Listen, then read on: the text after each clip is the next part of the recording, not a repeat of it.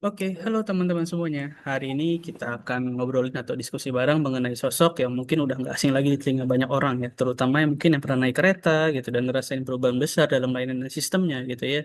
Yes, di sini kita akan ngebahas Bapak Ignatius Jonan, seorang tokoh yang dikenal tegas, visioner dan bisa dibilang out of the box lah dalam dunia birokrasi khususnya di perkeretaan Indonesia. Sebelum kita masuk ke diskusi bareng dengan teman-teman saya di sini.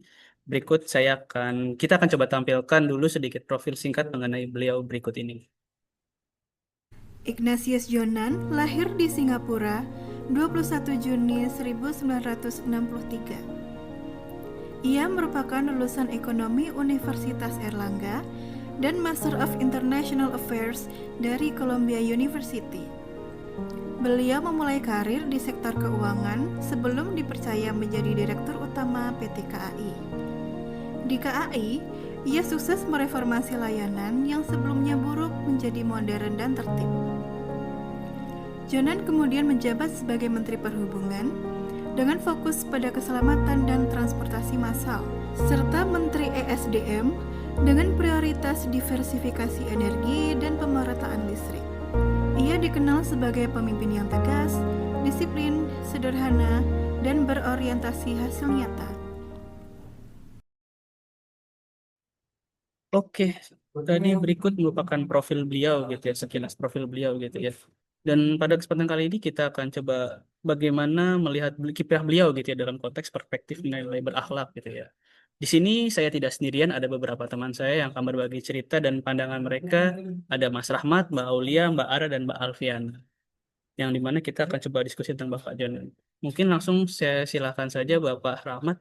Oh ya, kalau menurut saya, Pak Jonan itu paling menonjol di nilai berorientasi pelayanan. Bayangkan dulu naik kereta api itu tidak nyaman, penuh calon, kotor, dan jadwal yang berantakan.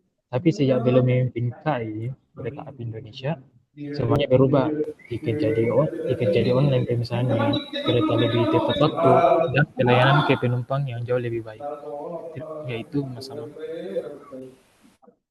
Iya, iya, betul sekali Mas Ahmad. Mungkin dari Mbak Aulia mungkin ada pendapat gitu. Oke, terima kasih Mas sama atas kesempatannya ya. Betul sekali apa yang sudah dikatakan oleh Mas Rahmat juga. Jadi selain berorientasi pelayanan juga, saya juga kagum dengan sikapnya Pak Ignatius Jonan yang berkaitan dengan akuntabel.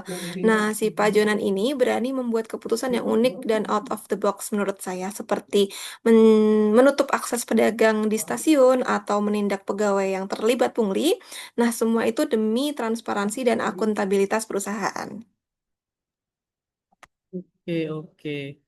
Baik Mbak Aulia. Mungkin dari Mbak Ara ya, ada tambahan juga nggak Mbak terkait nilai-nilai dari Pak Jonan ini gitu. Iya, terima kasih Mas Hamam. Kalau menurut saya yang tidak kalah penting nih dari Pak Jonan ini terkait loyalitasnya ya. Pak Jonan ini tuh benar-benar bekerja untuk kepentingan negara. Ia rela menghadapi kritik dan perlawanan demi memperbaiki sistem. Bahkan ketika jadi Menteri SDM, dia tuh tetap konsisten mendorong energi baru yang terbarukan dengan jelas dan penting untuk masa depan bangsa. Oke, baik. Terima kasih Mbak Ara. Mungkin kalau dari Mbak Alfiana sekarang, bagaimana Mbak? Oke, kalau saya lihat bahwa Pak Jonan ini itu sangat kompeten ya orangnya. Padahal beliau bukan insinyur transportasi, latar belakangnya malah perbankan. Tapi ketika ditunjuk menjadi direktur KAI, Pak Jonan itu bisa cepat belajar, cepat memahami masalah, dan langsung mengambil langkah-langkah strategis yang bisa kita lihat hasilnya hingga sekarang ini. Gitu. Itu menunjukkan kemampuan adaptasi sekaligus kompetensinya yang tinggi. Baik, terima kasih Mbak Alvina. Benar ya dari teman-teman tadi yang udah dibicarakan gitu ya. Dan kita bisa lihat juga gitu. Mungkin dari selain yang teman-teman udah sebutkan gitu ya. Ada juga sisi kolaboratif beliau gitu ya. Di mana beliau berhasil mengintegrasikan kereta api dengan moda transportasi lain gitu ya.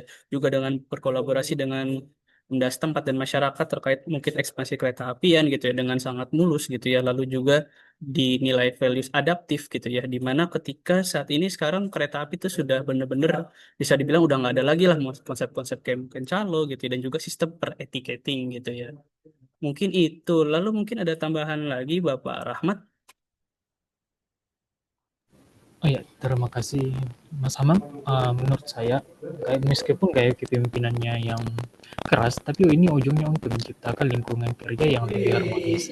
Karena kalau sistemnya sudah rapi dan disiplin, semua pegawai bisa bekerja lebih nyaman.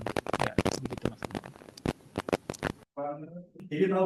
Baik, terima kasih.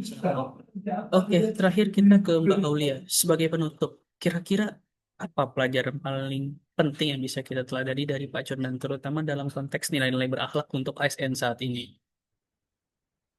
Oke, baik. Tadi kita sudah menyampaikan semua nilai core values yang ada di Pak Ignatius Jonan. Ya, mungkin saya izin menambahkan sedikit kesimpulan dari percakapan kita tadi. Jadi, Pak Ignatius Jonan ini bisa jadi teladan loh buat kita semua sebagai ASN gitu. Bagaimana sih nilai berakhlak itu bukan cuma slogan, tapi bisa diwujudkan dalam tindakan nyata, begitu. Oke, baik. Terima kasih buat Mbak Aulia atas kesimpulannya. Dan mungkin kita coba cukupkan sampai saat ini gitu. Sampai saat ini gitu ya. Terima kasih juga buat teman-teman yang sudah mendengarkan diskusi kita hari ini dari obrolan bareng sama Mas Rahmat, Mbak Aulia, Mbak Alfian dan Mbak Ara. Kita bisa lihat gitu memang sosok Pak Inas ini bukan hanya dikenal karena gebrakannya gitu di dunia transportasi, juga memang nilai-nilai beliau pegang teguh dari nilai berakhlak gitu ya. Oke, mungkin cukup sampai di sini. Terima kasih dan sampai jumpa.